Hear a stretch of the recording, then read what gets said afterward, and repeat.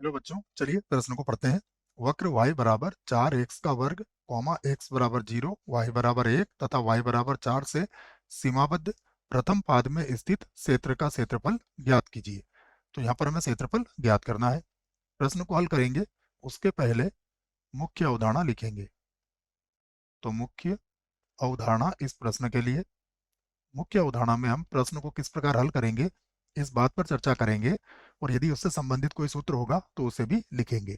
यहाँ पर हम परवलय का समीकरण समझेंगे कि परवलय का समीकरण का मानक रूप होता है एक्स का वर्ग बराबर 4ay।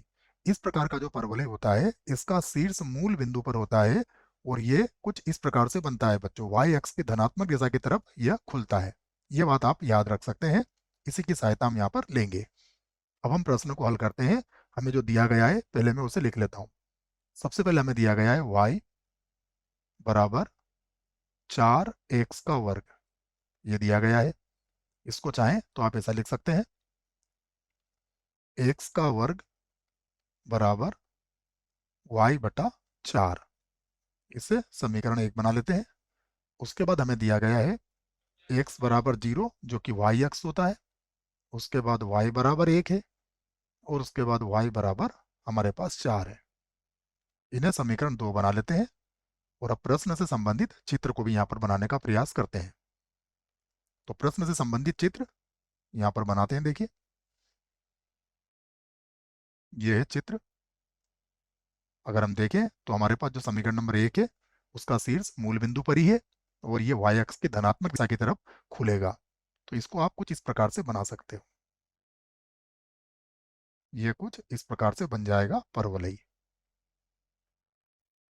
अब इसमें देखिए x बराबर 0 तो y अक्ष होता है, तो ये जो रेखा होती है इसे कहते हैं हम x बराबर 0 जो कि y अक्ष होता है। उसके बाद y बराबर 1, y बराबर 1 की रेखा ये ले लेते हैं हम। ये रेखा हमारी हो जाएगी y बराबर 1 की, जो कि x अक्ष के समांतर होती है, ये हमें याद है। उसके बाद y बराबर 4, y बराबर 4 की रेखा को मैं यहाँ से लिख लेता हूँ। एक कच्चा चित्र बना रहे हैं हम जिससे कि हम इसका क्षेत्रफल ज्ञात कर सके। तो ये हो जाएगा y बराबर 4। अब इसके मध्य का हमें जो क्षेत्रफल निकालना है उसको मैं छायांकित कर देता हूँ। तो देखिए कौन सा क्षेत्रफल हमें ज्ञात करना है। ये क्षेत्रफल बच्चों हमें ज्ञात करना है जो मैं छायांकित कर रहा हूँ। ये क्षेत्रफल हमें ज्ञात करना है जो कि x बराबर 0 और इन रेखाओं के मध्य का होगा। ये क्षेत्रफल आप समझ जाइए, ये हमें ज्ञात करना है। ठीक है, तो इसे ज्ञात करने के लिए हम इस पर y अक्ष का प्रयोग करेंगे। तो ये जो बिंदु है हमारे पास, ये बिंदु क्या हो जाएगा, 0,1 हो जाएगा। मैं इसको लिख देता हूँ। ये बिंदु क्या होगा, 0,1 और ये बिंदु होगा 0,4। तो y अक्ष की सहायता से इसको ज्ञात करेंगे और हमें 2 का गुणा भी करना पड़ेगा बच्चों। तो हम लिख लेते हैं अब छायांकित भाग का क्षेत्रफल। मैं यहाँ से लिख देता हूँ छायांकित छायांकित भाग का क्षेत्रफल। क्षेत्रफल, तो जब छायांकित भाग का क्षेत्रफल निकालेंगे तो ध्यान रखना हमें 2 का गुणा करना पड़ेगा, क्योंकि एक शख्स के एक तो प्रथम चतुर्थांश और एक द्वितीय चतुर्थांश दोनों की बात है। या फिर बच्चों शायद मैंने सवाल पढ़ा नहीं है, सीमा प्रथम चतुर्थपाद में ही पूछा गया है, तो फिर 2 का गुणा नहीं करेंगे बच्चों। ठीक है, क्योंकि प्रथम चतुर्थांश में पूछा गया है, शायद मैंने ध्यान से पढ़ा नहीं है, तो इसको फिर मुझे मिटाना पड़ेगा। ठीक है, क्योंकि देखिए लिखा हुआ है प्रथम चतुर्थांश।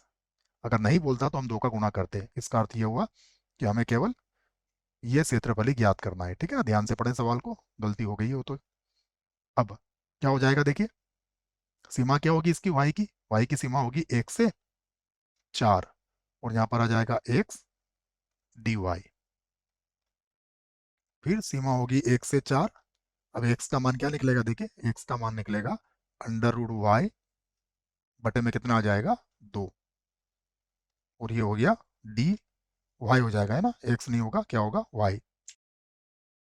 इसको y कर लेते हैं, उसके बाद फिर इसका समाकलन करेंगे। ठीक है, ये dy हो गया।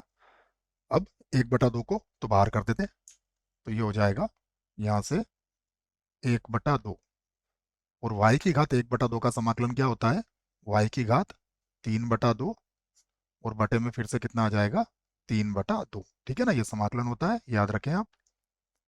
3/2 3/2 एक एक जोड़ लिया हमने इसमें। सामान्य सूत्र है समाकलन का।